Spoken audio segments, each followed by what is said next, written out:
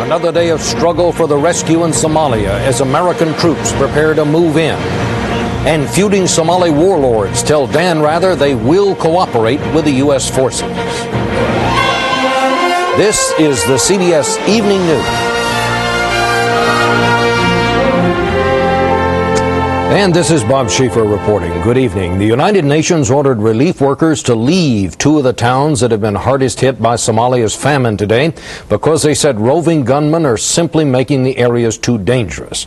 But there was at least one bit of encouraging news. In separate interviews, leaders of the warring factions told Dan Rather they will cooperate with American troops when they arrive.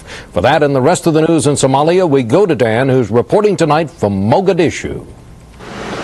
Good evening, Bob. Things are still tense here, dangerous, and many people are still dying from gunshot wounds, disease, and starvation. Something new has entered the picture, and that is expectations. There's a sort of eerie feeling of everyone waiting now to see when the U.S. Marines arrive and what they do when they get here. What extraordinary thing happened today for the first time in more than a month?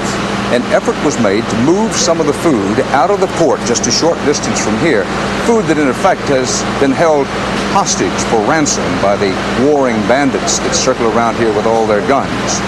It turns out that today's effort to move that food out and get it to some starving people was frustrating and only partially successful. Alan Pizzey was there.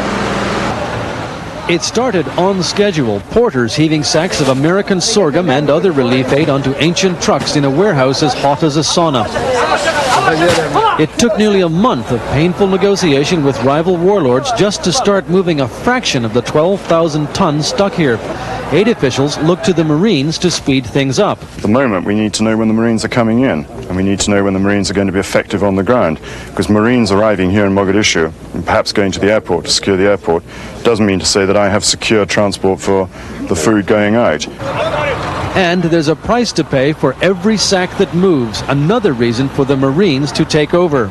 2 truckloads of this food, 20 tons in all, will disappear at a checkpoint, a payoff to allow the convoy to cross the dividing line into a rival clan's territory, where aid workers fully expect it to be looted.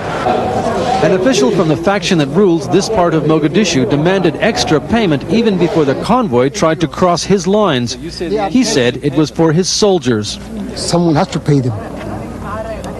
Someone, it's not the bribe.